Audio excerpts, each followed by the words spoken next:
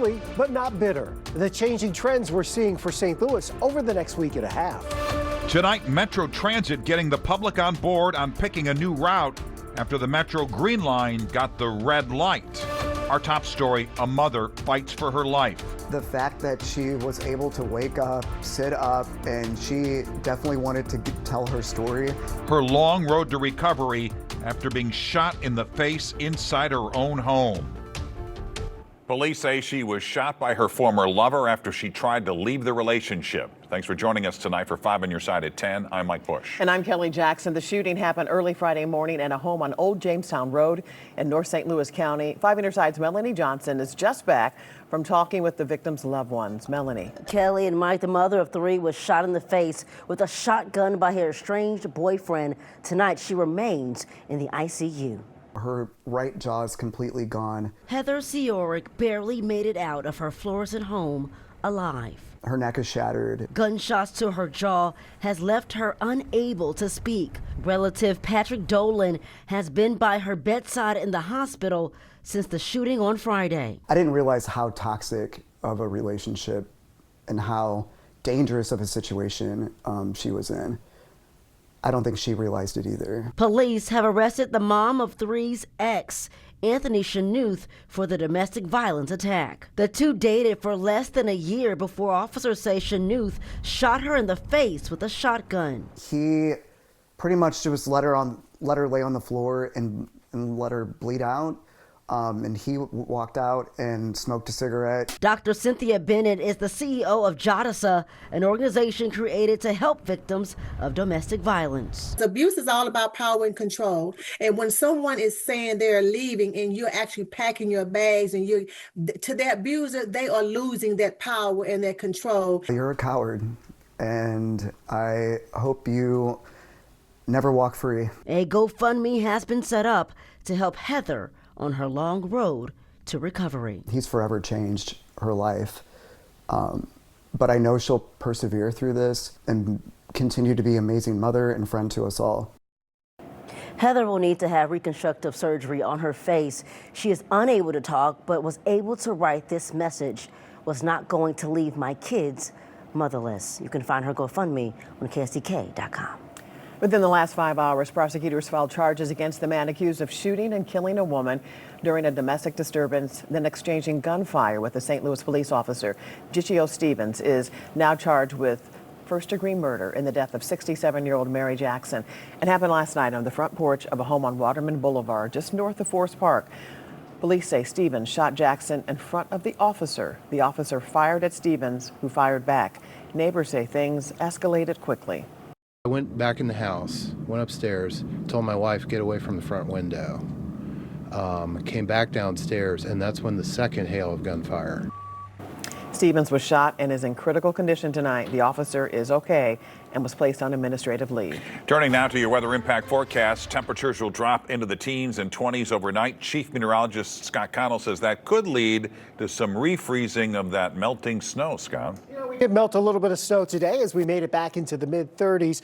But with the clouds rolling in tonight, most of that melting certainly ceases. We drop back below 30 degrees in many spots. We're right around 30 across most of the metro area. We have seen some spots down into the upper 20s here and there. Millstadt's 29 in Troy, and Millstadt, it's 30 out in Lake St. Louis.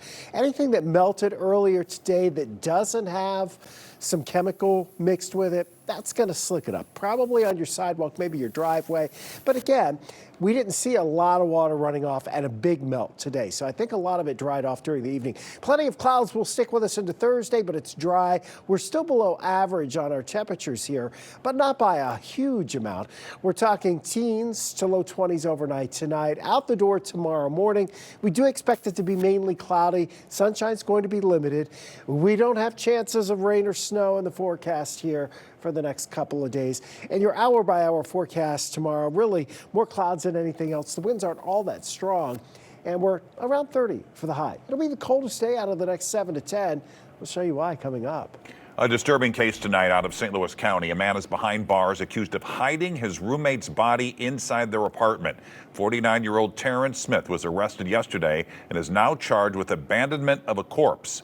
According to court documents, officers conducted a welfare check at an apartment on Dragonwick Court off I-70 and Hanley Road back on January 21st. Inside, they found a woman's decomposing body on the couch underneath blankets and clothing. She was last seen in mid-December. We now know a woman shot and killed in Ferguson Friday night was a rideshare driver. Officers found 28-year-old Shannon O'Brien dead on Windward Court. Investigators don't believe she was the target of the shooting. Police don't have a suspect. Anyone with information is asked to call Crime Stoppers 866-371-TIPS. Within the last 90 minutes, the first public input session on a new Metro bus rapid transit line wrapped up. It would connect North and South St. Louis, replacing what was supposed to be the Metrolink Green Line. 5 on your side's Laura Barczewski is live near Jefferson, the proposed corridor for the project. Mike and Kelly, it's still unclear whether or not we can use that sales tax money on the bus system instead of the Metrolink train, but city officials and bi-state development officials are moving forward getting public opinion on the change. In 2017, St. Louis voters approved a half-cent sales tax to construct the Metrolink Green Line down the Jefferson Avenue corridor from Natural Bridge to Chippewa, a connector residents have wanted for decades. Well, I've been a resident a very long time, and I definitely think connecting North St. Louis and South St. Louis is important. And as we continue to redevelop the city, that connection matters even more as we build more housing. But due to a lack of federal funding and growing construction prices, the city of St. Louis says they want resident feedback on a less costly option, bus rapid transit.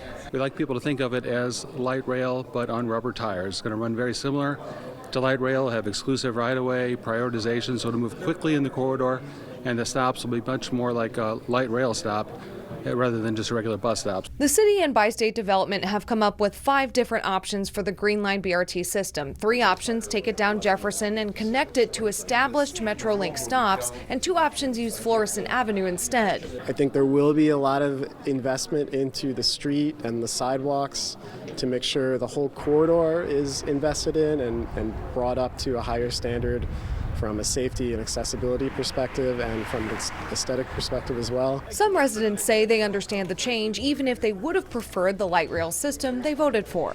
I think that the route option needs to go fully down Natural Bridge to city limits. I think that if we're going to do the BART system, it needs to help North St. Louis redevelop and help to be a catalyst for economic development and how we rebuild and help community navigate getting around. Board of Aldermen President Megan Green agrees the move makes sense and supports using the tax revenue for it. Quote, however, I think it's even more important that residents demonstrate their support for it at the ballot. There's still time if you didn't make it tonight to the informational meeting. There's one tomorrow as well as one on Thursday and another one virtually next Wednesday. I have all the information and details on those meetings on KSDK.com. Reporting live in St. Louis, Laura Barczewski, 5 on your side.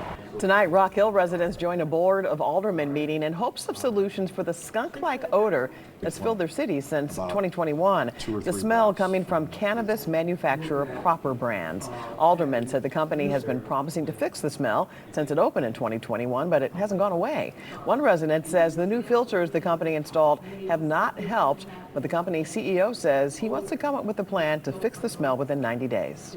We're working with them, and they're putting filters in. But then there's a new problem, and the smell comes back, and it keeps coming back. And I just hope that that these same people can see that we are committed to doing whatever it takes. Tonight, the city attorney said the company is violating a city law because the smell has gone past the facility's property line. This could result in the business losing its license, but no action has been taken so far. The city received 99 complaints of it from April to December. Tonight, the St. Louis County Council heard from groups pushing for a property tax hike to pay for senior services. The council must vote to put the measure on the November 3rd ballot. Supporters say St. Louis County has the 3rd largest percentage of people age 65 plus in the country. A live look now at Energizer Park, which will become the first Olympic venue in St. Louis since the 1904 Summer Games. Today, organizers announced it will host soccer matches as part of the 2028 Summer Olympics in Los Angeles. It will be called St. Louis Stadium when preliminary and knockout stage matches are played here. It's one of 7 venues chosen. Besides an economic boost, leaders say the city is guaranteed millions of dollars in, quote, positive public publicity. Sports director Frank Cusimano will have more on this historic selection later in sports. A sophisticated scam. I was so scared. Tonight, the bust of international scammers who drained the life savings of Americans. They punched their ticket to Milan, but still need to punch the time clock. I have 2 full-time jobs. One is curling. Doesn't pay as well. Tonight, the U.S. Olympians going for gold while trying to pay the bills. We get a little break on the heating bill over the next couple of weeks compared to what we just went through, but don't break out the shorts and flip-flops just yet. We'll see you in 7 minutes. A live look at Capitol Hill tonight, where a 4-day partial government shutdown has come to an end. Just hours ago, President Trump signed a massive funding bill after passing the House earlier today. The vote briefly extends the deadline to fund the Department of Homeland Security for 2 weeks. Democrats are demanding changes to immigration enforcement. Tonight, lawmakers from the bi-state on both sides of the aisle are responding to President Trump's call on Republicans to nationalize elections. The president has repeatedly made claims of widespread voter fraud in some states. I think it'll help with election integrity. I mean, you look at what's happened. I mean, look at the number of contested elections we've had in the last 20 years. I just referenced Bush versus Gore. That was in 2000. He's been building up to this. He wants to put his enforcers, whoever they may be, ICE or National Guard that are loyal to him, at the polling places to intimidate voters in the next election. Now, Article 1, Section 4 of the Constitution gives state legislatures the primary authority over elections, and courts have long emphasized that states, not the federal executive, run elections. The White House says the president is in support of the SAVE Act, which would establish a uniform standard of photo ID, prohibit non-excuse mail-in voting, and end ballot harvesting. Tonight, the FBI says it has dismantled scam call centers in India accused of stealing nearly $50 million from unsuspecting victims here in the United States. The victims received an email claiming to be from the Social Security Administration, telling them their Social Security numbers were suspended due to criminal activity. I was so scared. I sent my life-saving money to those people. Unsolicited calls. Government doesn't call you on the phone. The FBI is not going to call you. Authorities have secured 10 indictments in these scams, many of them couriers or mules who were used to pick up gold bars from victims who thought they were working with the feds to protect their investments. We're now less than 3 days away from the opening ceremony of the Winter Olympics in Milan Cortina, and tonight we know who the flag bearers will be for the United States. Bobsledder Frank Del Duca and gold medal speed skater Aaron Jackson were selected in a vote among their fellow Team USA members. Del Duca is a sergeant in the U.S. Army. Jackson is the first black woman ever to win gold at the Winter Olympics. The Olympic action actually gets underway in less than 12 hours with the first curling mixed doubles matches. Alicia Lewis talks to members of Team USA Curling who work a 9-to-5 job on top of their Olympic training in tonight's journey to Milan Cortina. Not far from the shores of Lake Superior in Duluth, Minnesota. These lovely steps. I gotta paint these now too. You'll find Olympic curler Corey Dropkick try to clean it up sweeping and something other than ice. Doing some painting around the deck today. Corey already punching his ticket to the Winter Olympics. I've always got something to get done. Still needs to punch the clock to pay his bills. I have 2 full-time jobs. One is curling. Doesn't pay as well as my other job is a realtor. When Corey isn't selling houses or making repairs to his own, you can find him here at the Duluth Curling Club. Moving to Minnesota was kind of like there wasn't really much of an option. It was just like, okay, if I want to pursue my dreams, if I want to be an Olympian, I need to live in Duluth. Now that dream has become a reality for this realtor and his Duluth native curling partner, Corey TC. I started when I was 8 years old, so my parents both curl, so I just grew up here at the curling club. My mom actually played competitively when I was younger. Following in her mom's footsteps, both in curling This is my mom. and working here. I actually work for a company that does mercury testing in wastewater, so making sure that the water is at a low enough level of mercury before it gets put back out into the lakes and streams. Working alongside her mom mom, who just so happens to be her boss. I give her a lot of time off. That really is helpful for getting time off to go compete. And I just feel really grateful to have a job that pays the bills while I'm able to go and compete in curling. Today, both Corys are less focused on their 9 to 5s and more focused on the ultimate prize. Yeah, I mean, it's incredible. This is what we work towards every single day. This is what we've been dreaming of since we were little kids. To finally have it come true and to be able to experience the Olympic experience and play for the Olympic gold and pour my whole heart out on the ice is going to be such a cool opportunity. Well, the U.S. women's hockey team is on the practice ice in Milan already, and that includes the pride of O'Fallon, Missouri, Joy Dunn. Their first game is actually Thursday against the Czech Republic. The puck drops at 9:40 St. Louis time, 9:40 a.m. 5 on your side is your home for the Winter Olympics. Our Corey Miller is in Milan. His live reports from the games will begin tomorrow morning on Today in St. Louis. And we have more Olympic coverage you can watch on demand on our streaming app. All you have to do is scan the QR code on your screen just to download. Chief Meteorologist Scott Connell is here with the weather impact forecast. Of course, one of the big stories today was St. Louis SC, and with the Olympics coming. Olympic soccer will be played in St. Louis. In 800 days or so, we can guarantee you City SC or whoever's here at that point playing for the Olympics won't be dealing with freezing temperatures. But they have a game in 2.5 weeks. The season opens here in 2.5 weeks. And, you know, of course, that means they've got the grow lights out there that kind of help the grass along. They've been working on that, trying to keep it going. It is cold across St. Louis tonight, but not nearly as cold as what we have seen here recently. You look down Market Street, we're still 31 degrees. Clouds, they're keeping our temperatures from dropping quickly tonight. 31 currently, that's the low for the day. That was where we were early this morning. We only made it to 35 since we didn't get much sunshine. We also didn't get any rain or snow or freezing drizzle or anything like that this morning. So we got off on the good side there. We're near 30 tomorrow. We're dry. A lot of people are still working outside. I saw the roofing truck come in today with some shingles. There's somebody in the subdivision. So there's still a lot of work to be done across the area. It looks like better weather is coming to do that work outside. We're around 30 tomorrow. That looks like the coldest day out of the next 7, probably out of the next 14, as temperatures by next week actually go into the 50s. As we go towards Valentine's Day, it does appear that most of next week is easily warmer than average. When we say warmer than average, that's the Climate Prediction Center, a high chance of it being above average. Cold air, well, we'll find it tomorrow off to our north and east. We just kind of get brushed by it tomorrow, maybe a little brush on Saturday, but it's really the eastern Great Lakes, mid-Atlantic, northeast. They are going to be in it this weekend with those cold temperatures, bitter wind chills too. The Arctic air, though, stuck to the north for us. We're going to open the door to that southwest flow, which is a warmer flow, and that means we do warm up next week.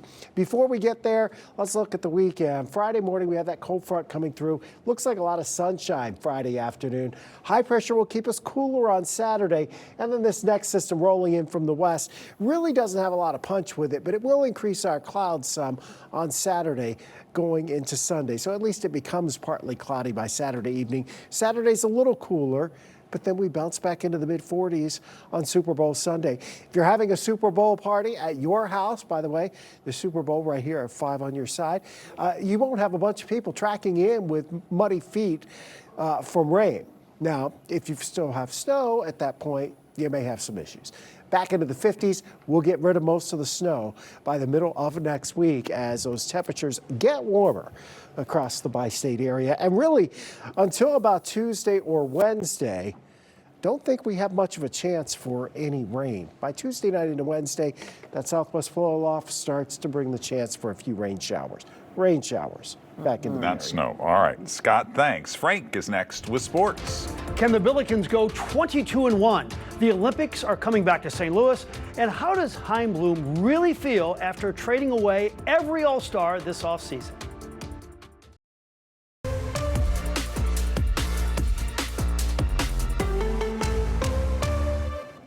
I'm not saying the Atlantic 10 is a great conference. It's not. However, every school the Billikens play from here on out, they're going to get their best shot. If Davidson wins tonight at home, they've made their season. Josh Hurts did not want this gaudy 15-game win streak to end in Charlotte.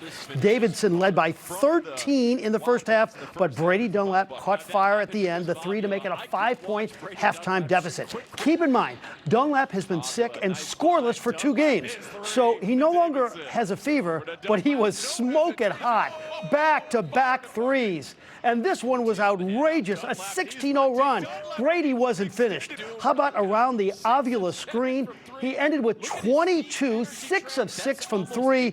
Robbie had some good moments late. He had 17 points and 6 assists. SLU leads 91-82 with about 10 seconds to play. Let it be known, St. Louis is officially in the Olympics rotation. Yes, every 124 years. We get to host something. But this is really big. Millions in terms of economic impact. People from all over the world will be coming to Market Street to watch soccer in 2028. So the official announcement came at Energizer Park at 11:15. Our town will be one of 6 cities to host Olympic soccer games for the 2028 games in LA. Exactly what games will be in St. Louis is unknown. It could be men's, it could be women's, or both. And what round won't be known until April. Bottom line, building that state-of-the-art stadium was instrumental. If this stadium wasn't built downtown with the quality that this stadium was built, quality not just in design, but in technology, in sustainability, in atmosphere, and then on top of that, had the fan base show the world what a sports-loving and soccer-loving community this is, we wouldn't be here. If the computers are right and the Cardinals do win 69 games this season, that would be their lowest win total in a full season since 1955. That's what happens when you come off a 78-win season and trade 4 guys who were once all-stars. But the Brendan Donovan trade did bring back a lot in return. Here's that haul one more time. We told you about it yesterday. Urangelo Signa, outfielder Ty Pete, coming from Seattle, both #1 picks by the Mariners. They also got an outfield prospect, Colton Ledbetter from the Rays, as well as competitive, balanced draft picks from each team. Chaim Bloom was asked what it's like to have an all-star-less roster. To have somebody who has been an all-star so that we can say we have it, if it's not really pushing us toward our long-term goals, if it's not really giving us a chance to celebrate year in, year out, giving us chances at hanging more banners. You know, I don't think we should be pursuing that at the expense of the goal to win. Last night, the NFL held opening night for Super Bowl week. The Seattle Seahawks took the stage, and in the group was former Mizzou quarterback Drew Lock. Lock is feeling especially grateful to be with this team. He was re-signed after testing free agency to be the backup for Sam Darnold. He told our friend, longtime sports writer and former St. Louisan Howard Balzer, he thinks this is really a special group. I know we got guys sitting at their booths up there, but those guys carry no egos in the locker room. It's a tight-knit group. We all play for each other. There's always a belief going into every Sunday. Whether it starts good, it's going to end. We feel it's going to end good and end in our favor, and that's powerful. I love Drew Lock, and it's really interesting because Mizzou is like backup quarterback you in the NFL. Right. And these guys win Super Bowls. Blaine Gabbert won a couple of Super Bowls. Chase Daniel won a Super Bowl. And now another backup quarterback from Mizzou could win a Super Bowl. Chase Daniel was in the league for years and years and years. Made a lot of money and never got hurt. So he's the smart one here. Billikens win? Yes, final was 91-82, 22-1, just like you predicted at the beginning of the season. I certainly did. We'll be right back. All right.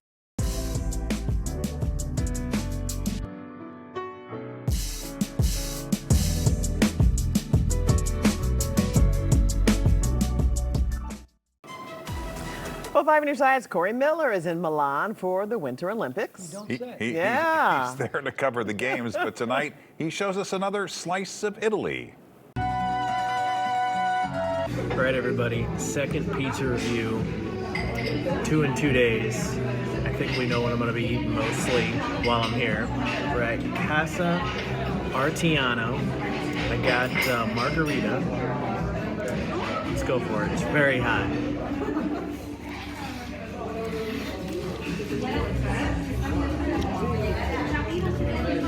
Wow.